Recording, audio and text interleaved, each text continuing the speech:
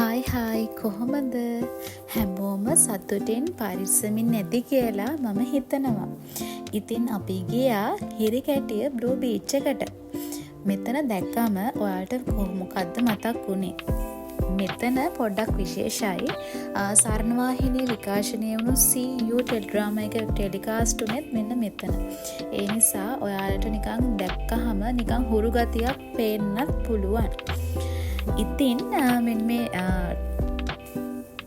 හිරිකැටිය blue beach කිව්වම ඇත්තටම මුලින්ම මතක් වෙන්නේ සර්ෆ් කියන එක. සර්ෆ් කරන්න නම් නියම තැන. ඒ වගේම මෙන්න මේ යාළුවත් අපිට බීච් එකේදී හමු වුණා. ඒ වගේම මෙතෙන්ට ගොඩක් වෙලාවට එන්නේ ෆොරිනර්ස්ලා. මොකද එයාලා හරි කැමති මෙතෙන්ට එන්න. එයාලට නිදහසේ පාඩුවේ සර්ෆ් කරලා ඒ වගේම ඒ දේවල් කරලා යන්න පුළුවන් නිසා. ඒ වගේම මෙතනින් මේ බීච් එක හරහා යනකොට ඔය ඔතන පේන්නේ ඔයාලට ඉස්සරහා පොඩි දූපතකුත් හම්බෙනවා. මේ දූපතටත් අපිට යන්න පුළුවන්. ඉතින් ඒ වගේ ලස්සන තැනක් තමයි මේ හිරිකැටිය බ්ලූ බීච් එක කියන්නේ. අපි එහෙනම් යමු. ඔන්න අපි ඉතින් මුලින්ම පෙන්නුවේ යාලට බීච් එක. ඔය සර්ෆින් බෝඩ් ඔතනින් බෝඩ් එකක් අරගෙන අපිට යන්න පුළුවන් සර්ෆ් කරන්න. ඉතින් ඔය බෝඩ් එකක් රුපියල් 500ක් ඊට උඩ ගණන් වලට තමයි තියෙන්නේ.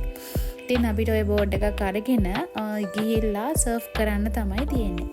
මුලින්ම කියන්න ඕනේ ඉතින් සර්ෆ් කරන්න නම් ගොඩක්ම පුළුවන් මේ පීනන්න පුළුවන් අයට. මෙන්න මේ යාළුවා අපිට හම්බුණා. කාට හරි මෙයාගේ නම මතක නම් කමෙන්ට් එකක් දාන්නකෝ. ඇත්තටම මට මෙයාගේ නම මතක නැහැ. ඉතින් ගොඩක් මෙයාව මේ ඔය ගෙවල් වල දොර අර වැහෙන එතන තියෙනවානේ. ඉතින් අපි ගිහිල්ලා ඇත්තටම මේ ස්ථානීය නියමයි. ගොඩක්ම ඉතින් ඉන්නේ ෆොරිනර්ස්ලා. මේ යාලා එක දේවල් කරනවා. ඉතින් ඇත්තටම බලන්න යාලා ගොඩාක් යාලගේ සතුට වෙනුවෙන් හරිම නිදහස භුක්ති විඳින අය විදිහට තමයි අපිට නම් ඉතින් පේන්නේ ගියහම. මොකද අපේ ශ්‍රී ලංකාවේ අයට වඩා ගොඩක්ම මෙන්න මේ ෆොරිනර්ස්ලා තමයි ඇවිල්ලා මේ සතුට නිදහස භුක්ති විඳින බවක් පේන්න තිබුණේ අපි කියපු දවසේ නම්.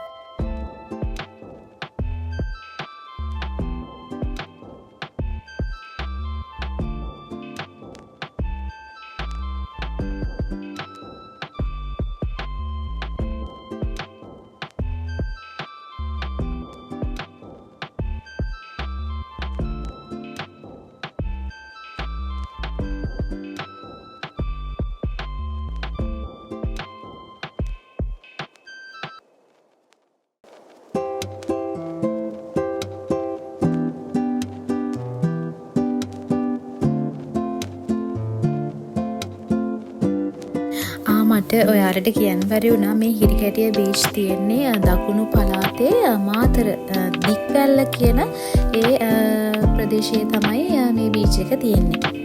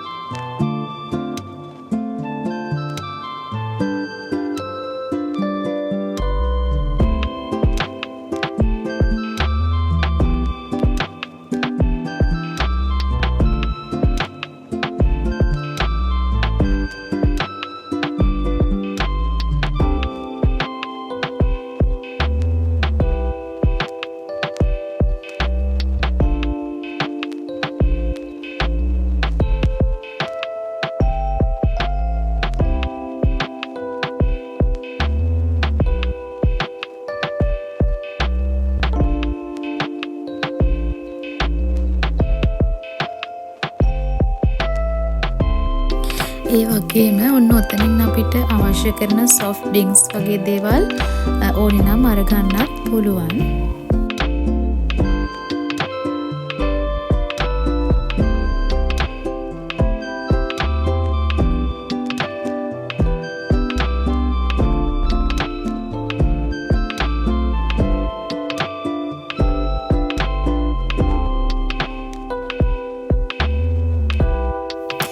ඉතින් අපිත් ඔතන නෑවා ඒ වගේම සර්ව් කරා හැබැයි වීඩියෝ කරගන්න මුණේ නෑ අනේ ඒකට සොරි. ඉතින් ඔන්න ඔය බීච් එක ඔතන දෙපැත්තෙන් වෙන් වෙනවා. ඒ වෙන් වෙන තැන ඔය වැලි තියෙන්නේ. ඔන්න ඔය හරහා තමයි අර දූපතට යන්න තියෙන්නේ. ඉතින් ඔය හැමෝම යන ගමන් තමයි ඉන්නේ එතන. මොකද දෙපැත්තේ ජලය අර එකට මුසු වුණාම අර තෙමෙනවනේ. ඒ හේතුව නිසා වතුර පිටුපසට යනකම් ඉඳලා තමයි අර දූපතට යන්නේ. ඒ නාන්නේ නැති අය. ඔය අපිත් ඉන්නේ ඒ දූපතට යන ගමන්.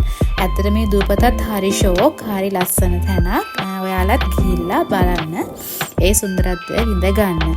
ඉතින් හිතනවා ඔයාලත් එන්ජොයි කරන්න මේ වීඩියෝ එක කියලා. එහෙනම් අදට ගිහින් එන්නම්. සුබ දවසක්.